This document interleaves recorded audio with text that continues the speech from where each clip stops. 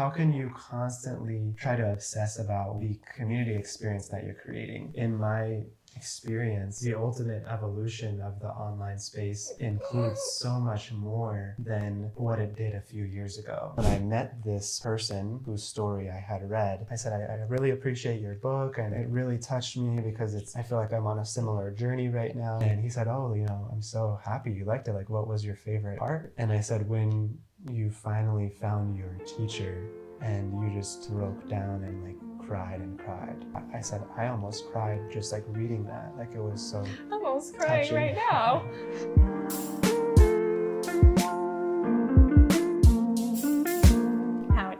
Howdy again. Howdy again. Take two.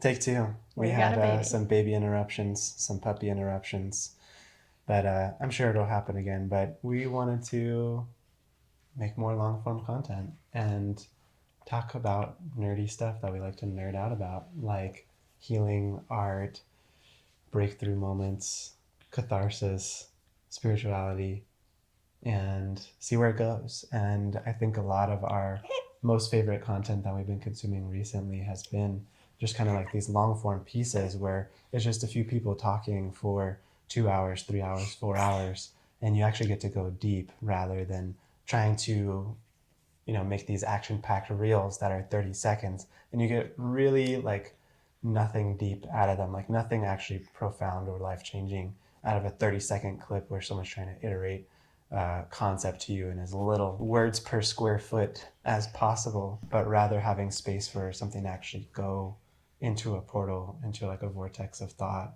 and see what we uncover. So we're really just kind of going into this open. Totally. And seeing. And just what as a we preface, we're both definitely nerds. We nerd out together all the time. So in a way, we're just bringing that. Just doing what we normally nerd out about in front of a camera. I thought, Yeah. Why not? So why don't you kick it off? So I thought it would be really nice to just bring more of our internal worlds to the table without feeling this need to necessarily tie it back or draw the thread back to how it feeds into your other projects, and just feel comfortable sharing more of the heart.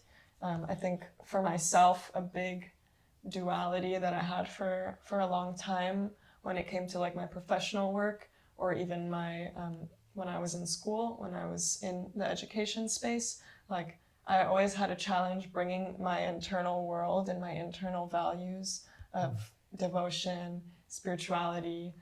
I could speak about it broadly and comfortably, but over the last few years, it's taken me time to really feel comfortable to bring those more internal values forward into more professional spaces. Yeah. So I think this is partly my desire to do that together and to overcome that of just really sharing from the heart what it is that we care about. And even for me, sometimes it feels a little bit scary to use the G word, God. I'm oh my God, people are gonna respond poorly. So I think, bringing that forward, bringing the heart forward. Yeah, I mean, I think it's interesting that you say we don't have to link it back in with business topics or whatever, but to link it back to business topics, I think for me, having been going pretty hard on my projects for the past 7 years or whatever, I've come to a point where, I'm not really desiring to just sit down and crank out a trillion reels on business tactics and feel like I'm boxing the entirety of my persona into one narrow category of topics, but rather, like you were saying, just be able to kind of be whoever I am, wherever I go, in any context, and have that be developed to a high level where people are willing to, pay large amounts of money to be in the same sphere as that. And, whatever projects I do in the future, I can have a following and bring that expertise into whatever I do next. Mm-hmm. Yeah, it's the whole concept of niching your mind or niching your personality. Dan Coe talks about it. You are your niche. You are your niche, yeah. And I think Okay, we got a baby I on think her that's lap. possible, like, over time, you know, and it's natural that it takes time, because at first you provide value with a very specific service, and then to be able to say, okay, like, I've provided that. Now let me bring the rest of the elements of my identity to the table. Yeah. So with that, I think Yeah. we can just share a little bit about what's alive for us in our spiritual lives right now, and maybe some stories about our own healing journeys. Yeah. I think one way we can preface it is by talking about what we've been nerding out with The Chosen as a show that we've been into. So if you haven't watched The Chosen, definitely go check it out. It's a really beautiful, like, crowd-funded movie about Jesus. It's not a movie, it's more of a TV show series. And it's really, really well done and really, really beautiful. And neither of us are Christian or come from Christian backgrounds, but we love saints, we love catharsis, we love depth and philosophy. And so we checked it out, and it just immediately captured us. Even just we're rewatching it, you know, now for the first time. We went through the whole thing, and now we're rewatching it like a year later. And even just the first episode, like the first 30 seconds, where it's like this little girl praying to God and like reciting this beautiful verse, it was like, and the music and the setting and all of that, like, just almost immediately inspired like tears. Like, I just felt like the tears like being pulled like from the tear ducts to just like almost just start crying from the setting. And I think that's something we've been nerding out a lot recently, is like, how can the depth of dance or of art or of a verse or of a spiritual practitioner kind of bring you to tears? It's not through any sort of external technical skill, you know. And we've been also listening to Ravi Shankar, Meeting Rivers, also highly recommend. It's like, We'll link it below. it's like a 30-minute kind of like interview with him, and it's interspersed with his playing of the sitar. And he talks about how, like, a beginner instrumentalist, they can master technique and, you know, play a few years and like get really quick and really technical. And he says, but it's only a master who spent a lifetime in the craft who can play a single note and make you want to cry and bring out a deep sense of sadness or loneliness, or like you're so far from God, or whatever it may be. And I just thought that was such a great point, because there's so many people speaking online, so many people trying to share online, but it's at what cost? You know, it's just like a bunch of flashy, technical, quick, consumable, viral, but where's the space for the catharsis? I think that's a really important aspect of creating actual community, is the opportunity to experience catharsis. And I was just telling you, Muna, like, You can define catharsis for people who don't know what it is. Yeah, catharsis is, let me see if I can eloquently define it. It's usually used in the art space, specifically in theater. That theater is supposed to facilitate an opportunity for you to see your own grief, your own joy, your own tragedy, whatever it is, within that performance, and to process your own world, your own emotional tragedies or whatever it is, through experiencing that piece of art. Yeah. Right, so that's catharsis, is to be seen, and to see and to be seen, usually through the arts. But I think what I was mentioning to you is that it's so fascinating that spirituality, like you're mentioning with what we've been nerding out about with Jesus, healing, the healing path, true artistry, it all kind of converges as this opportunity to experience catharsis, to be claimed in your wholeness, right? So for many of the narratives around Jesus's life and his kind of touching of all these different lives, and the way that The Chosen actually is structured is that it kind of gives you these portals into these different narratives of different people's struggles. And the way that Jesus as a saint, and this is something that many people have experienced and we have experienced with saintly people, they see you in your totality, they see you in your in your struggle, wretchedness. in your wretchedness, in your lowest version of yourself, and also like in your highest potentiality. Exactly. And they like, anyways, can I cut in? Yeah, and they claim you. And they claim you. And I think like for me, that was probably the first ever experience that I had with a real saintly person was exactly that, where I had read this one teacher's book and his journey was something that I really resonated with because he lived as a hippie in the 60s and backpacked all of Europe and met all the saints in Europe, met all the saints in the Middle East, and he basically hitchhiked from Europe all the way to India in the 60s, which was kind of unheard of in that time. There wasn't cell phones or internet or Airbnb or Google Maps or anything. And so he's like risking his life going across all these different terrains and cultures. And then he finally found his teacher after many like years of searching essentially. And he just, cried. And when I met this person whose story I had read, they just, I just was appreciating that. I said, I really appreciate your book. And, it really touched me because I feel like I'm on a similar journey right now. I lived as a hippie and then like got into activism and then like backpacked all across the world. And like, I feel like I'm really searching for some sort of spiritual depth in my life. And he said, oh, I'm so happy you liked it. Like, what was your favorite part? And I said, when you finally found your teacher and you just like broke down and like cried and cried. And he said, like, I said, I almost cried just like reading that. Like, it was so I'm almost crying touching right now. Yeah. And we can recommend the book in the link below as well. Look at a lot of links down there.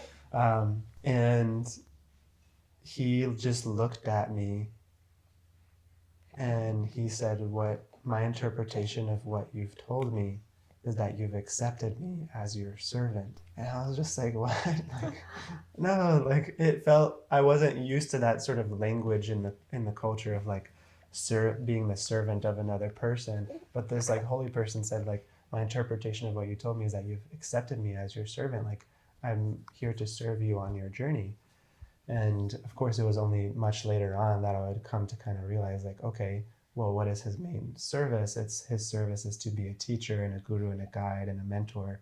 And so in that sense, like, you've accepted me as your teacher. Like, you've accepted me. And it wasn't until later that I kind of connected those dots. But the reason I'm bringing it into what you were sharing is because when he first like looked at me, I felt like I had been completely exposed, and I never felt that with anybody in my life. I felt like he saw like all of the negative things in my existence and like traumas from my past and like, maybe things that I had done that were not in full integrity and like, just parts of myself that I was like ashamed of and like wanted to hide into a crevice. We got a baby here on her lap. She's so smiley. Hey, love. And he also saw me like in my goodness and my potentiality and my desire to be a developed, deeper person. And I just felt like he saw all of that and almost like wanted to look away, but I just like immediately started crying when I saw him. And I never experienced anything like that in my existence, where I just felt completely like naked in my identity, like everything on the line, and then just like claimed, like he just saw me, and then like I almost just started bursting into tears, and then he just hugged me. And I was just like, wow, I don't feel like I've ever been seen before this moment. It's like, my parents have like, I'm their child, and there's like only part of my persona that they see and know. And then like my friends, like there's a certain part in persona that they know. And it's like all these like fragmentations of my totality, my total identity that I'm relating with other people using. And then here's someone who saw all the fragments and just loved them all, and like also like saw my soul, I felt. Yeah. And then just like claimed me. Can I share? Without claiming me, without having to say anything, I should say. Yeah, it reminds me of this verse that says the ego is fragmented, but once one is situated in the self, one experiences wholeness. And just... It's, a symptom of a holy person, is there's no fragmentation.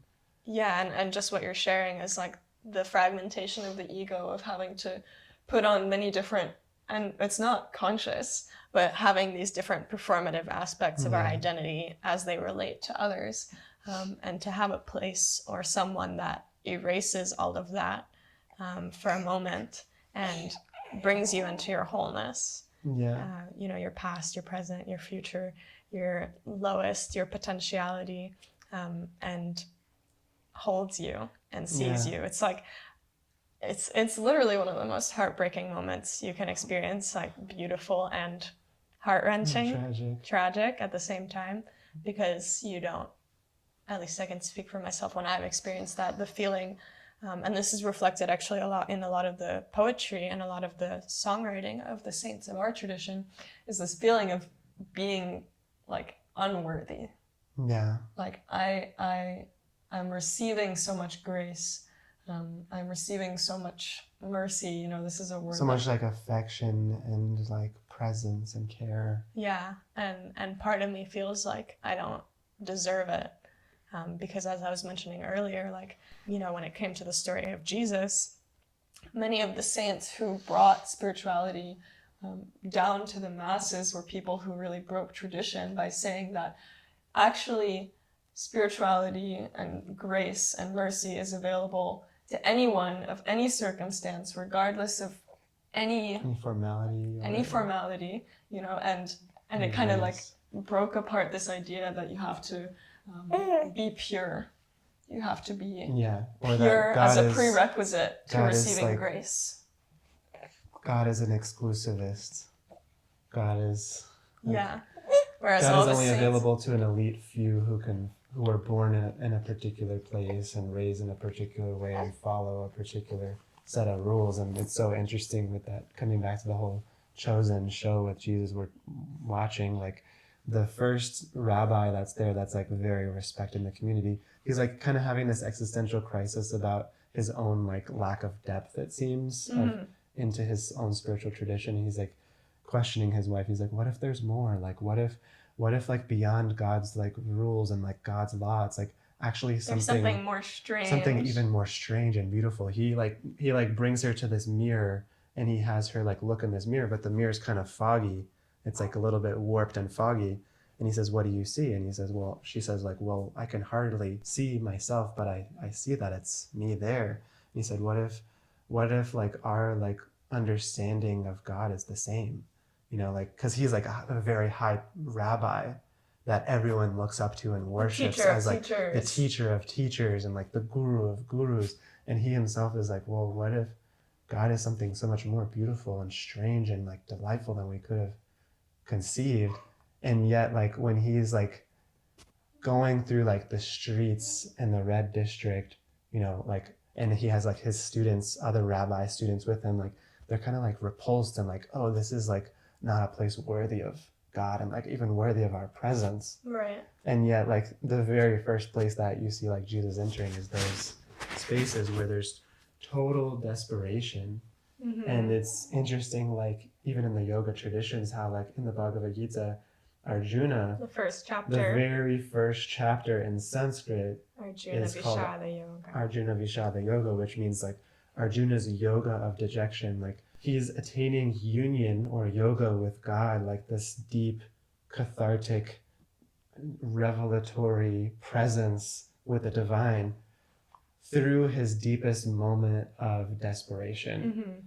And that's like the portal or like the doorway into that beauty and something strange and something exquisite. Yeah, it definitely goes in the face of kind of new spirituality, which attempts to it's all feel good. And then you read all these spiritual traditions, you watch, the story of Jesus, all the saints. It's like, and I think it's actually so touching is to realize that the spiritual path is available regardless. Like, ready? Yeah.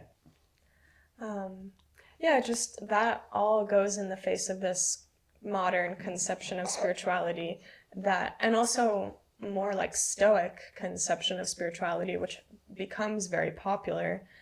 This idea that you have to be divorced from your emotional reality and you have to be only existing in this very like equal plane.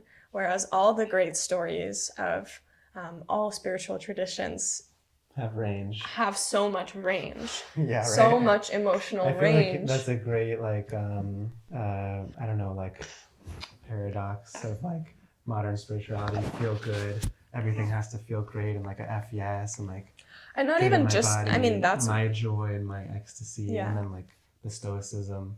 yeah, the Stoicism is like the other aspect, or like Zen Buddhism, which is just like, you know, No desire.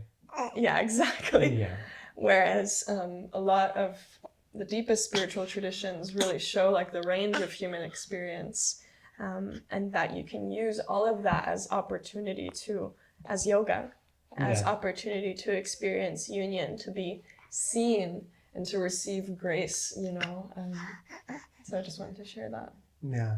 When have there been like, I guess like switching more to like talking about healing itself, like where do you feel like those kind of portals of catharsis have opened for you? Like what practices specifically have done that for you? Or like When we first met, you and I exchanged body work almost every week, particularly, you know, aromatherapy. And I think for both of us, and this I guess speaks to healing itself as a practice and also relationship, I think some of the most powerful moments of being able to carry that duality have been within our own partnership, and being able to process together some of our own traumas. Yeah. And a lot of that often was giving and receiving body work, and Yeah. processing on that somatic level, and just having that person that's just like gives you that same experience, you know, as the teacher gives you, as a person who's carrying like that vessel of divine affection. Like I'm here, like I claim you. I've seen you like break down in your wretchedness, and I'm still here. And I think like that's a little bit of an undervalued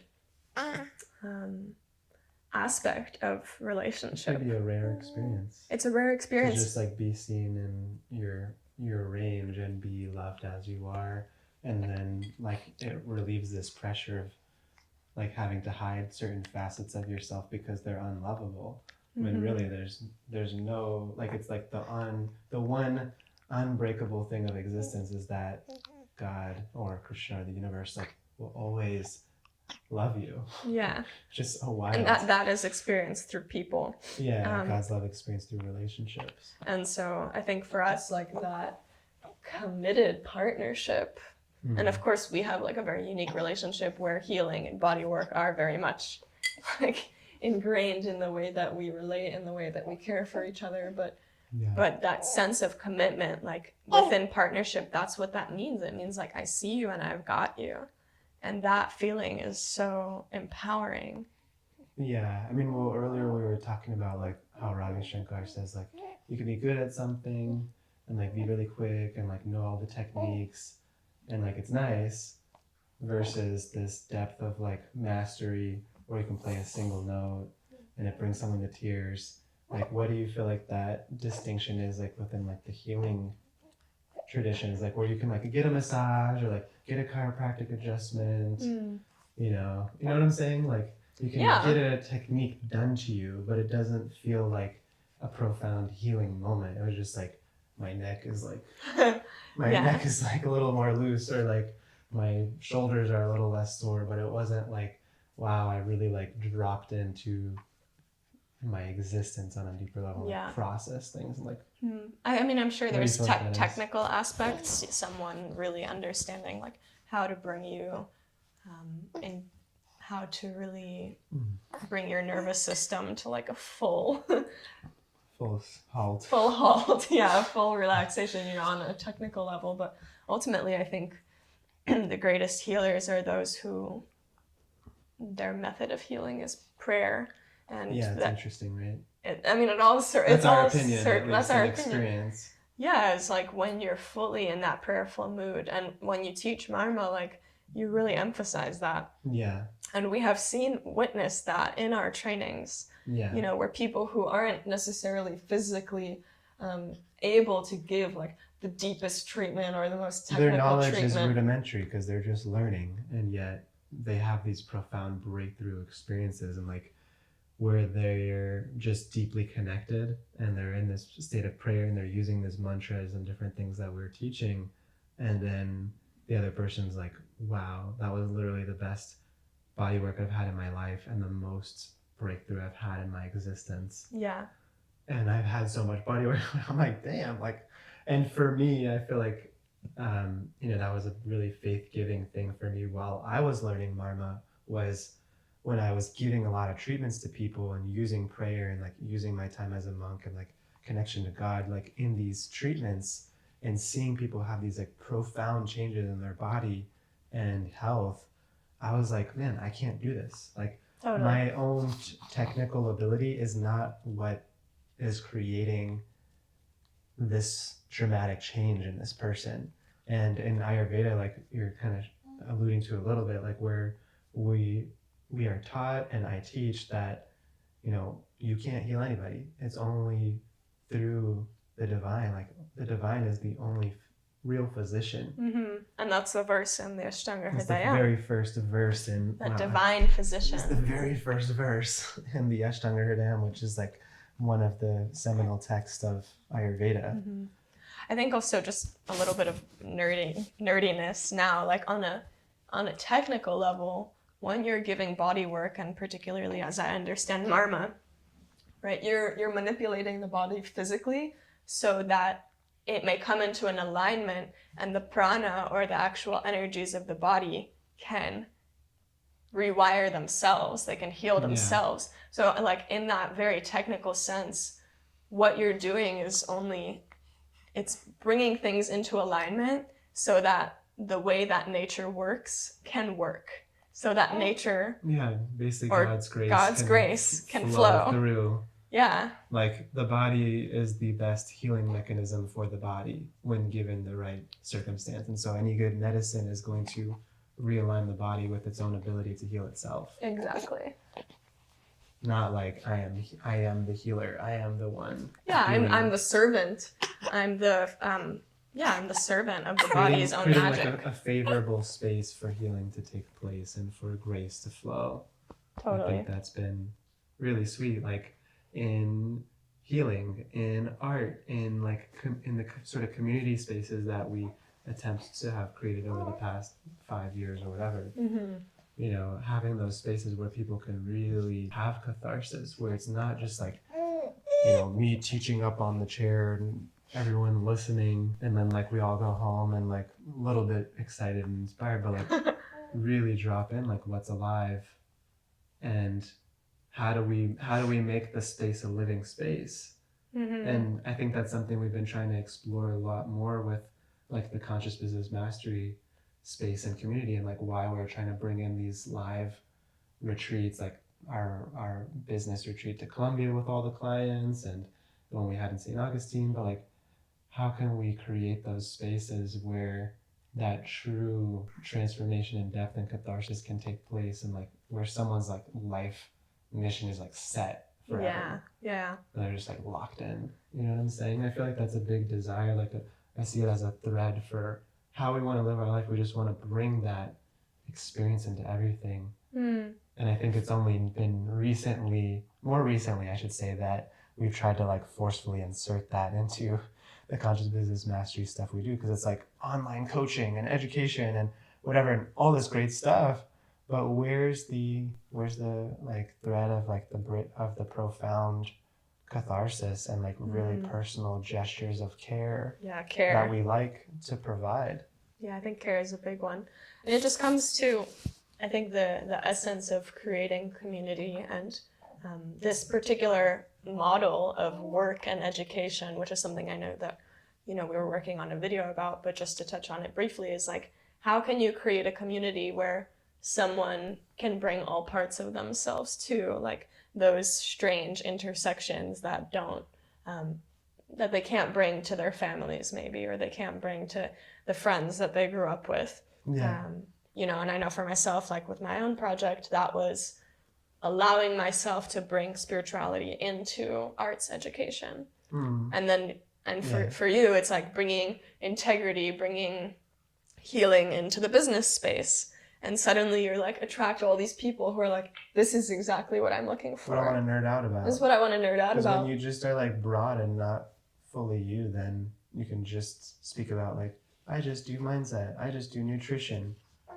But like, people want more parts of you, and like, there's like this confluence of all these things that you want to nerd out about that they also want to nerd out about, but there's no space. It's all like divorced from each other. Yeah, so it's such a service to create that space, and so unique to be able to create that space and community.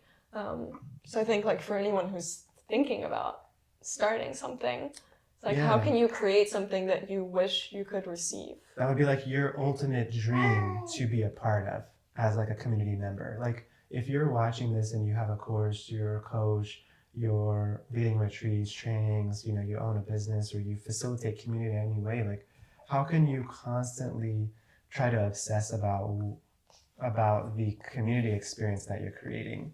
Because, like you were alluding to, like we want to make a whole video on this, but in my experience and what we're experiencing right now with Conscious Business Mastery is like the ultimate evolution of the online space includes so much more than what it did a few years ago and what most people are even doing today, where it's just like, here's a course, here's like a digital product, now like go watch it. And like, I feel so great because it's so like scalable and like I don't have to like interact with them at all. And it's like, but it's like very impersonal, And people don't really get results that way. Yeah, like because, if it was just information keeping your client back from the result, like they can just Google that for free, And of course, like by putting into a course, you're organizing the data, you're weeding out data that doesn't work, that they would have to sift through trial and error through Google, whatever. But my point is like, what is the intimacy that's created through that? Okay, some, but very little. Okay, now let's kick it up to like a course plus one-on-one mentorship. Okay, definitely a lot better. Now a course, one-on-one mentorship and a group.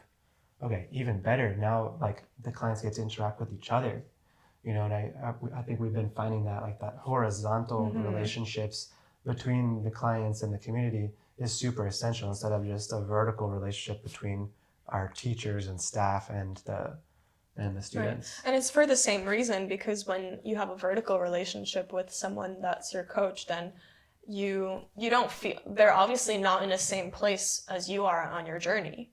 Yeah. Right. There's a gap. The reason that you hired someone who's your coach is because there's a gap between where you are and where you want to be.